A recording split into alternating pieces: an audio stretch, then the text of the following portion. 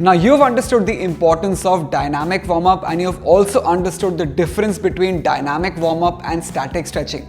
Now let's focus on getting started with running. Now this page is intended for people who are absolute beginners in the area of running, which means that they have never run before, and it is also intended for people who exercise regularly but they want to kickstart their running journey. So let's get started. Before I begin with the running part, here are some points that you need to keep in mind. First point, and a very important point, is wearing sports shoes. Does not really matter if it's running shoes as of now, but they have to be sports shoes. I'll come to the running wear and running gear in the later pages. And choosing your running surface.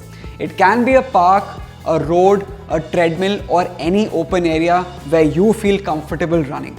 Now coming to point number 2. So before you start running, you need to loosen up your body a bit and prepare it for the grind to follow. You can do this in 2 ways. The first way is by doing dynamic warm-up, which I have explained in detail in the previous page. And the second way is to walk, because walking very closely mimics the running movement. So you need to walk for at least 5 to 10 minutes to get your legs into the groove for running.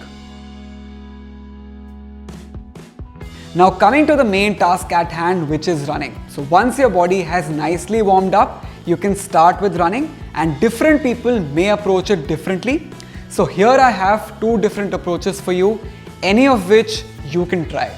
The first approach is the continuous run approach. In this approach, you need to cover 1 kilometer in one go.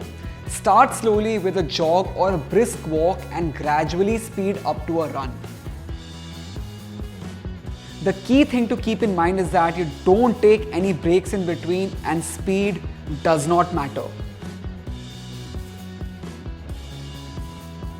And make sure you're running at a conversational pace. Now a conversational pace is a pace at which you are running and you are also able to talk to someone without breaking your breath. And the second approach is the run, walk, run approach. While walking, gradually speed up to a run. If you feel uncomfortable after a few meters, slip into a walk and then run again once you are good to go. Remember to run 1 kilometer and not just walk it.